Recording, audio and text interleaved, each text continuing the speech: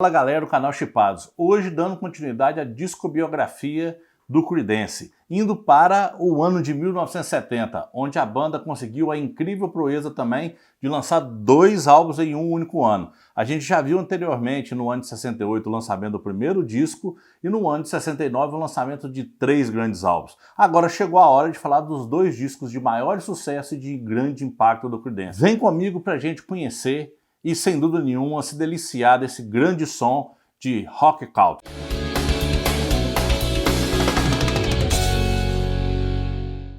O próximo álbum que a gente vai falar é o 5º álbum da banda, o álbum chamado de Cosmos Factor, onde Cosmos era o apelido do baterista, Doug Clifford. E também Factor era o local onde a banda ensaiava, onde John Fogerty levava todos para ensaiar e era como se fosse um armazém abandonado. Era uma fábrica, então Factor de fábrica. Então, sem dúvida nenhuma, era um disco bacana. Tanto é que aqui está o local onde a banda ensaiava. Esse disco, sem dúvida nenhuma, é um dos grandes sucessos da banda. E, na verdade, esse foi o álbum mais bem sucedido do Creedence de toda a sua carreira. Este álbum foi lançado no dia 8 de julho de 1970, durante um período muito interessante, onde a banda realmente estava muito criativa. As fotos que contam na capa, tanto na parte de frente quanto no verso, elas são fotos tiradas por Bob Fogerty, irmão de Tom Fogerty e John Fogerty, ou seja, a família era longa e sempre ligada à arte. Parece uma foto simples, mas sem dúvida nenhuma passou muito bem a imagem da banda da forma que ela realmente é. Este álbum conseguiu a grande façanha de vender 3 milhões de cópias e atingiu a posição número 1 da Billboard 200 nos Estados Unidos, ou seja, indiscutível. E outra coisa, ele ficou na primeira posição, não foram alguns dias não, ficou durante 9 semanas. Realmente muito surpreendente. O álbum também atingiu a posição número 1 na França, no Canadá e na Austrália. Ele atingiu a posição de número 2 na Inglaterra e ainda atingiu várias posições de respeito em vários outros países do mundo. A turnê desse disco foi tão interessante que eles excursionaram por 6 países da Europa,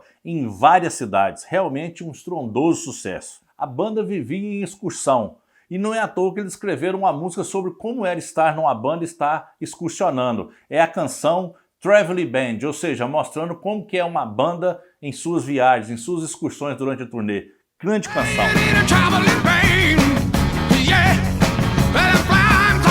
Outra música que você encontra neste álbum que é magnífica é a canção Who'll Stop the Rain. Quem não se lembra?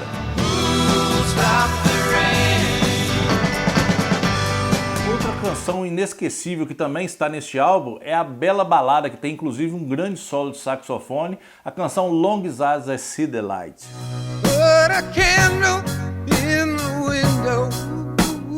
Uma música muito interessante aqui foi uma música que foi usada inclusive pelo próprio exército americano para avisar aos soldados que a guerra do Vietnã tinha sido acabada. Isso mesmo, ela foi usada e era transmitida durante as rádios, porque alguns soldados continuavam escondidos e não sabiam que a guerra tinha sido declarada. Eu me refiro à canção Run Through the Jungle, uma excelente e magnífica canção. Os nomes das canções Ooby Dooby,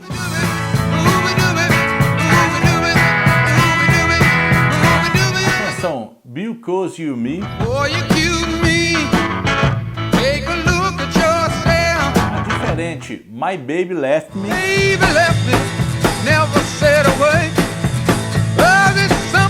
I Heard Through the Grapevine, que sem dúvida nenhuma é uma canção também que foi interpretada por Marvin Gaye.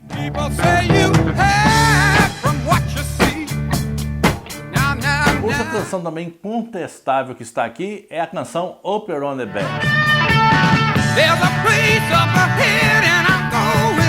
Uma canção um pouco estranha como Rumble Trumble também tem a sua, vamos falar assim, o seu charme e é muito bacana também.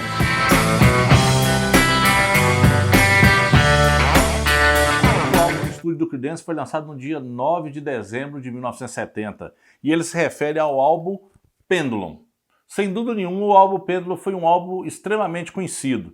Ele, apesar de ter grandes clássicos inesquecíveis da banda, não foi aquele álbum de maior sucesso. Mesmo assim, foi estrondoso o seu sucesso, um pouco inferior aos demais, mas mesmo assim atingiu grandes estruturas. A capa do álbum é sem dúvida nenhuma super interessante, e o que eu gosto desse álbum é ele ser gatefold, ou seja, ele é um álbum simples, mas ele tem essa capa dupla, né? Onde a gente pode estruturar. E aqui a gente percebia como a banda estava empolgante e trabalhando diretamente com o público, ou seja, havia muito êxito, propriamente dito, nas turnês da banda, a partir de todos os álbuns, mas nesse aqui, sem dúvida nenhuma, o sucesso se concretizou. Este álbum é o único álbum que não tem nenhum tipo de cover, né? Todas as canções que estão aqui foram compostas por John Forget, coisa que a gente vai falar mais no final, que não ficou bem entre os demais integrantes, levando no final a saída, inclusive, do seu irmão. Esse álbum, uma característica bem diferente nele é mais presença de órgão, teclado e até mesmo de saxofone. E a guitarra está menos presente, vamos dizer assim, sendo que todos os demais álbuns o Creedence sempre explorava mais a guitarra. E nesse álbum a guitarra é também utilizada, mas essa presença de outros tipos de instrumento também é uma constante. Foi aqui que você encontra os dois maiores sucessos, né, individuais ou de singles que o Creedence lançou. Eu me refiro às canções Have You Ever Seen the Rain, que todos conhecem.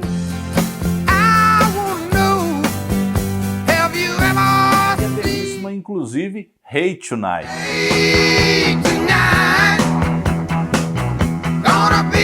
Happy Rock and Roll também, Molina, é outro grande destaque deste álbum.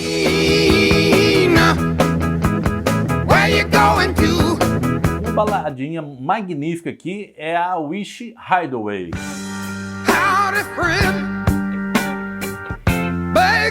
A balada It's a Just a Drug, outra belíssima canção deste álbum.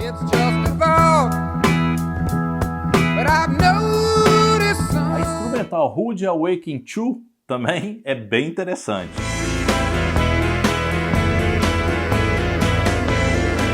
Uma canção que é muito subestimada e que eu adoro aqui é a canção Chameleon. Sem dúvida nenhuma, muito bacana.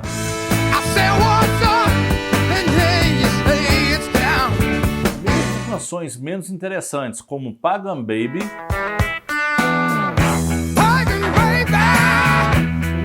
Want to Move, também tem o seu charme e seu destaque. Como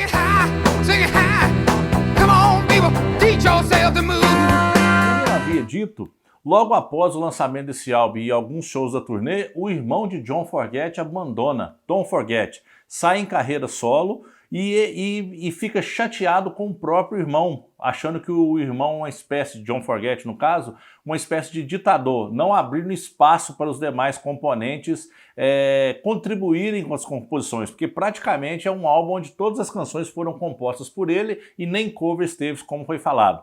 Mas agora, para poder entender qual foi o resultado posterior a isso, a gente fala no nosso próximo capítulo. Por isso, se você está curtindo, não deixe de marcar aqui, dar o seu like para poder falar para o YouTube que você está gostando dessa série. E no próximo capítulo a gente vai falar sobre o último álbum que encerra uma era e ainda falaremos em outros capítulos sobre a carreira solo de Tom Forget e da carreira solo de John Forget também. Então, galera, valeu, eu vou ficando nessa e em breve eu trago a continuação, mais um capítulo sobre a discobiografia do Creedence. Aqui é Ideraldo Maia do canal Chipados, valeu!